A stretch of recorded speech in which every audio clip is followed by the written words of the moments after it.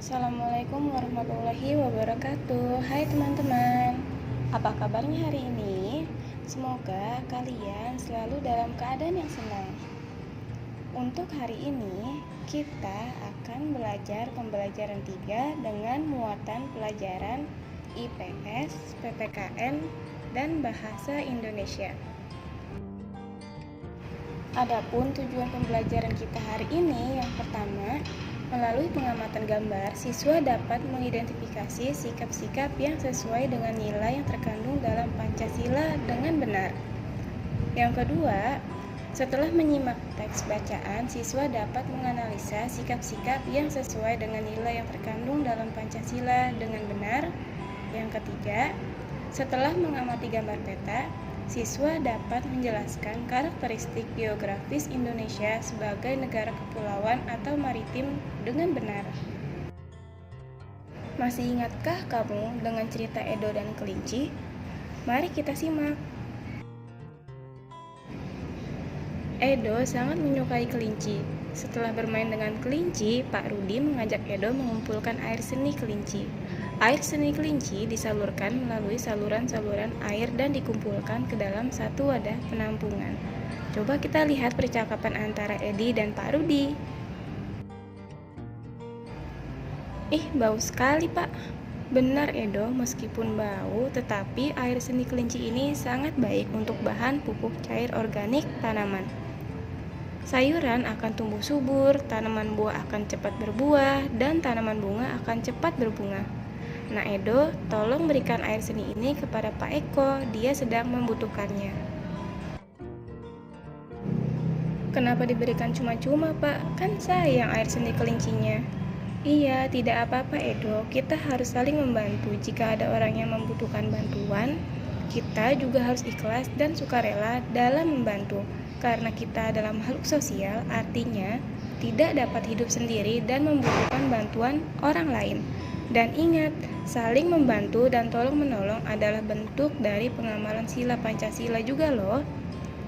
Benar sekali, Pak. Jika tidak salah, sila kemanusiaan yang adil dan beradab. Teman-teman, coba perhatikan lambang burung Garuda Pancasila yang ada di video ini. Apakah kalian masih mengingatnya di materi nasionalisme kemarin? Perisai yang ada di tengah burung Garuda Pancasila itu mengandung apa? Perisai yang ada di burung Garuda Pancasila mengandung nilai Pancasila, dan Pancasila adalah dasar negara. Pancasila juga mengandung 5 nilai, yaitu ketuhanan, kemanusiaan, persatuan, kerakyatan, dan keadilan.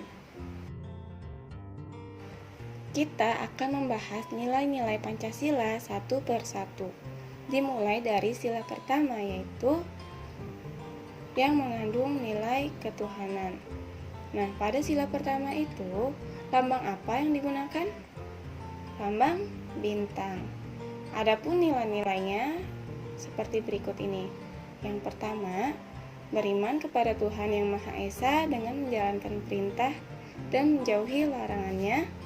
Yang kedua, memiliki toleransi antar umat beragama. Yang ketiga, tidak memaksakan kehendak ataupun mengejek antar umat beragama. Kemudian, sila kedua mengandung nilai kemanusiaan. Adapun nilai-nilainya seperti berikut ini. Yang pertama, mengembangkan rasa saling mencintai sesama manusia. Yang kedua, melakukan kegiatan kemanusiaan. Ketiga, berani menegakkan kebenaran dan keadilan. 4. Menjauhi rasialisme atau membedakan ras atau suku. Sila ketiga mengandung nilai persatuan. Yang pertama, menerapkan sikap cinta tanah air. Kedua, rela berkorban demi bangsa dan negara. 3. Memajukan pergaulan demi persatuan dan kesatuan bangsa yang berbineka tunggal ika. Adapun contoh sila ketiga yaitu upacara bendera, cinta tanah air, rela berkorban, dan memajukan pergaulan bangsa. Sila keempat mengandung nilai kerakyatan. Yang pertama, mengutamakan kepentingan umum di atas kepentingan pribadi dan golongan. Yang kedua, mengutamakan budaya musyawarah dengan asas kekeluargaan. Adapun contoh dari sila keempat yaitu pemilihan ketua RT, pemilihan ketua kelas, dan menghindari pertikaian. Sila kelima mengandung nilai keadilan. Pertama, bersikap adil terhadap sesama. 2. Bersikap hemat. 3. Memiliki sikap bekerja keras dan menghargai hasil kerja keras orang lain. Adapun contohnya adalah tidak menerima suap, selalu menghargai dan menghormati sesama, dan belajar menabung. Sekarang amatilah peta kondisi geografis Indonesia berikut ini. Berdasarkan peta tersebut, kita dapat mengetahui letak geografis dan letak astronomis Indonesia. Lalu, tahukah kalian apa itu letak geografis dan apa itu letak astronomis? Dan tahukah kalian berapa luas wilayah Indonesia? Total luas Indonesia yaitu 5.193.250 km persegi, mencakup daratan dan lautan. Luas lautan Indonesia yaitu 3.273.810 km persegi. Sedangkan luas daratan Indonesia adalah 1.919.440 km persegi. Karena lautan Indonesia lebih luas dari daratan, maka Indonesia dikenal sebagai negara maritim. Indonesia memiliki jumlah pulau sebanyak 17.508 pulau. Karena wilayah Indonesia berbentuk pulau-pulau, maka Indonesia dikenal sebagai negara kepulauan. Letak geografis biasanya dibatasi oleh berbagai komponen alam yang ada di bumi, misalnya benua, samudra, gunung, dan gurun. Lalu berdasarkan letak geografisnya, Indonesia terletak di antara 2 benua dan 2 samudra. 2 benua tersebut adalah benua Asia dan benua Australia. Dan 2 samudra tersebut adalah Samudra Hindia dan Samudra Pasifik.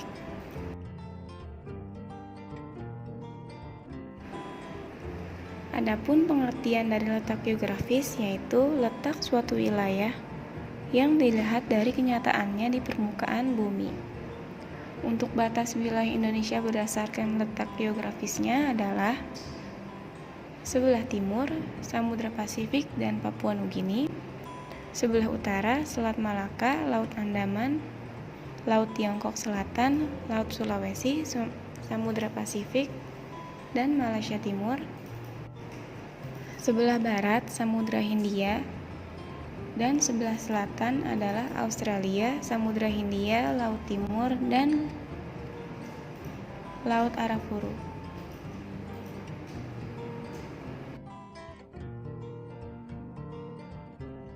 Letak astronomis Indonesia. Letak astronomis adalah letak suatu wilayah yang dilihat dari posisinya di garis lintang dan garis bujur. Garis lintang adalah garis khayal yang melingkar secara mendatar di permukaan bumi. Garis bujur adalah garis yang menghubungkan kutub utara dan kutub selatan. Berikut adalah contoh garis lintang dan garis bujur pada peta.